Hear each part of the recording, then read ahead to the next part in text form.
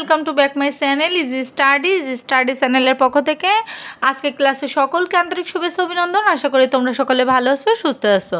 2025 সালে অষ্টম শ্রেণীর শিক্ষার্থীদের ইতিমধ্যে অর্ধবার্ষিক পরীক্ষা অনুষ্ঠিত হচ্ছে। তো ইতিমধ্যে কিন্তু অনেকগুলো পরীক্ষা তোমাদেরকে দেওয়া হয়ে গিয়েছে। তোমাদের পরীক্ষাগুলো অনেক ভালো হয়েছে, তোমরা কমেন্ট করেছো। আমি যে সাজেশন দিয়েছি তোমরা অনেক কমেন্ট পেয়েছো, আমার দেখেও অনেক ভালো লাগছে।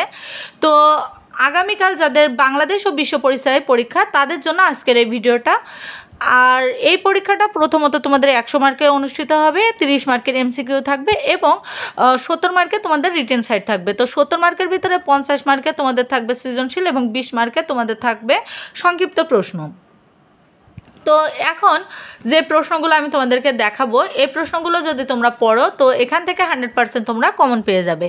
আমি প্রথমত তোমাদেরকে 3 সেট প্রশ্ন দেখাবো। এই 3 সেট প্রশ্ন থেকে তোমরা এখান থেকে যে কয়টা ভিডিও দেখছো, মানে যে কয়জন আমার ভিডিওটা দেখছো, তারা 100% এই 3 সেট প্রশ্ন কভার করলে অনেক প্রশ্নই কিন্তু তোমরা কমন পেয়ে যাবে। হুবহুব এখান থেকে প্রশ্নগুলো চলে আসবে।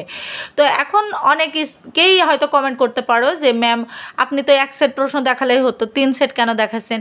হ্যাঁ, বিভিন্ন স্কুলে বিভিন্ন প্রশ্ন দিচ্ছে। কেউ দিচ্ছে গোলাপ সেট, কেউ দিচ্ছে শাপলা সেট, কেউ দিচ্ছে অন্য একটা সেট। তো কে কোন সেট কমন আসবে বা কে কোথা থেকে দেখছো এটা তো আর আমি জানি না, তাই না? তাই সবাই যাতে কমন পাও এই সুবিধার্থে আমি কিন্তু 3 সেট প্রশ্ন দেখাচ্ছি। অবশ্যই তোমরা কমেন্ট করে জানিও কে কোথা থেকে দেখছো, তাহলে কিন্তু আমি তোমাদের কমেন্ট বক্সে রিপ্লাই দিতে পারবো যে কার জন্য কোন সেটটা খুব বেশি ইম্পর্টেন্ট। তো প্রথম যে প্রশ্নটা দেখাবো এই প্রশ্নটা হচ্ছে এটা 1 নম্বর সেট। এখানে অপারেশন সার্চলাইট সংগঠিত হয়েছিল কত তারিখে, এটা খুব ইম্পর্টেন্ট। বাংলার স্বাধীন সুলতানি শাসন প্রতিষ্ঠা করেন কে? তারপরে বাংলা কত সাল পর্যন্ত ইংরেজদের শাসন চলে? বাংলাদেশে ঔপনিবেশিক যুগ ছিল কোনটি? তারপরে মুজিবনগর সরকার গঠিত হয় কত সালে? সরকার শপথ গ্রহণ করে কত সালে? শৈশবের কিসের আকর্ষণ থাকে অপ্রতিরোধ্য? রাষ্ট্রের অপরিহার্য মৌলিক উপাদান কয়টি? এই প্রশ্নগুলো থাকছে আমাদের প্রথম সেটে। এই প্রশ্নটা কিন্তু তোমাদের 17 থেকে 24টা স্কুলে এই প্রশ্নটাই হুবহুব দেওয়ার সম্ভাবনা অনেক বেশি। তোমরা কিন্তু এখান থেকে অনেক প্রশ্ন 100% কমন পেয়ে যাবে। এই হচ্ছে আমাদের প্রথম সেট। এবার আমরা চলে যাব দ্বিতীয় সেটে। এটা হচ্ছে আমাদের দ্বিতীয় সেট। এটা যারা পড়বে তারা অনেক ভালোভাবে পড়ার চেষ্টা করবে, কারণ এই প্রশ্নটা কিন্তু অনেক বেশি ইম্পর্টেন্ট। প্রথমটা থেকে এটা আরও বেশি ইম্পর্টেন্ট। এই প্রশ্নটা মিনিমাম তোমাদের 30 থেকে 38টা স্কুলে পড়ার সম্ভাবনা খুব বেশি। এখান থেকে আমাদের দীর্ঘদিনের শিক্ষকতা পেশা থেকে একটা অভিজ্ঞতা এসেছে আমরা যে এই প্রশ্নগুলো পড়ার সম্ভাবনা অনেক বেশি। তো তোমরা এখান থেকে পড়লে 100% তোমরা এখান থেকেই কমন পেয়ে যাবে আশা করা যায়। আর যাদের কাছে বইটা নাই বা যারা এখান থেকে স্ক্রিনশট নিয়ে পড়া সম্ভব হচ্ছে না, তারা অবশ্যই কিন্তু আমাকে কমেন্ট করো, আমি তাহলে তাদের পিডিএফ দেওয়ার চেষ্টা করব। পিডিএফ থেকেও খুব সুন্দরভাবে তোমরা পড়ে নিতে পারবে। আর পিডিএফটা সম্পূর্ণ ফ্রিতে বিনামূল্যে কিন্তু তোমাদেরকে দেওয়া হবে। এবার চলো আমরা পরবর্তী তৃতীয় সেটটা দেখে আসি। এই যে এইটা হচ্ছে আর একটা সেট, এইটাও খুব বেশি ইম্পর্টেন্ট। এটাও একটু দেখে যাওয়ার চেষ্টা করবে তোমরা।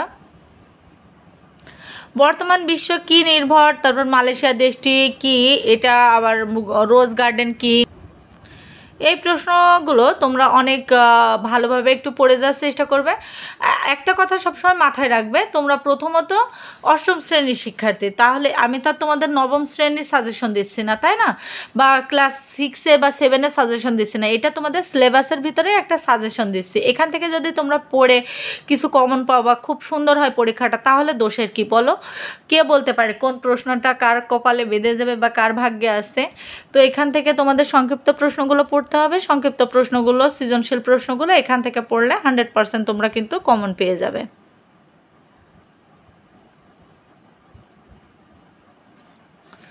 তোমরা এই প্রশ্নের অ্যান্সারগুলো অবশ্যই আমার চ্যানেলে পেয়ে যাবে। আমার চ্যানেলে প্রতিটা ভিডিওরই দেওয়া আছে, অ্যান্সারও দেওয়া আছে, আবার প্রশ্নও দেওয়া আছে। তোমরা সেখান থেকে চাইলে পড়ে নিতে পারো।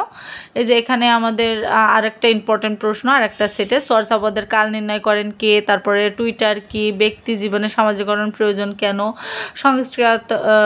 সংস্কৃতি কাকে বলে? তারপরে লাহোর প্রস্তাব কবে উত্থাপিত হয়? আবার বাংলাদেশের সংবিধানে কতটি অনুচ্ছেদ আছে? আছে এই প্রশ্নগুলো খুব বেশি ইম্পর্টেন্ট। হ্যাঁ, এই প্রশ্নগুলো প্লিজ একটু তোমাদের কাছে রিকোয়েস্ট থাকবে, একটু ভালোভাবে পড়ে যাওয়ার চেষ্টা করবে। তো এই যে এখানে যে প্রশ্নটা দেখালাম এই প্রশ্নটাও খুব বেশি ইম্পর্টেন্ট, এই প্রশ্নটাও একটু ভালোভাবে পড়ে যাওয়ার চেষ্টা করবে। আশা করি আজকের ভিডিওটা তোমাদের অনেক উপকারে আসবে, অনেক ভালোভাবে পরীক্ষা দাও এই আশীর্বাদ এবং দোয়া কামনা করে আজকের ভিডিওটা এই পর্যন্তই রাখছি। আজকের এই ভিডিওটা দেখার পরে তোমরা অবশ্যই সুন্দরভাবে প্রস্তুতি নিয়ে পরীক্ষার হলে পৌঁছাবে, এবং আমার যদি ভিডিওগুলো তোমাদের উপকারে এসে থাকে প্লিজ আমার চ্যানেলটাকে একটু সাবস্ক্রাইব করে দিও। আর কোন কোন বিষয়ের উপর ভিডিও পেতে চাও অবশ্যই কমেন্ট করে জানিও। ধন্যবাদ সকলকে।